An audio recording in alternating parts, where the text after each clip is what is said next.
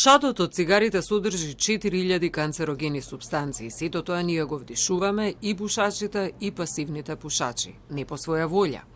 Тоа го вдишуваат и малите деца кои не се во позиција да одлучуваат, вели доктор Ѓорѓиевски. Но мора да се подигне свеста за здравствената култура во сите институции и законот да се применува.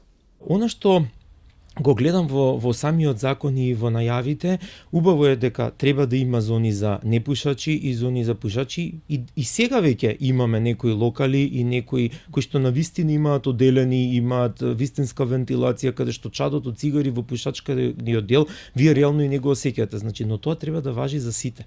Тоа треба да се, ако веќе се воведува ко закон, доследно се спроведува. Она што можеби мене како лекар повеќе ме загрижува кога ќе ја видам сликата на пушачи пред здравствените институции, каде што најчесто се лекари, каде што најчесто се медицински сестри.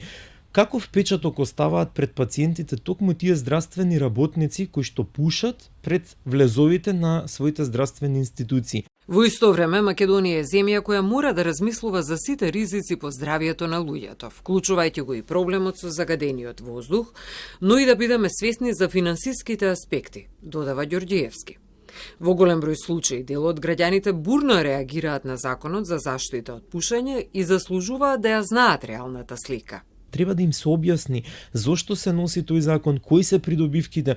Ние мораме да сватиме дека сме држава која што треба и да штеди финанси. Фондот за здравство реално мора да штеди финанси. Фондот за здравство троши енормни суми на пари за лекување токму поради немање превенција на болести.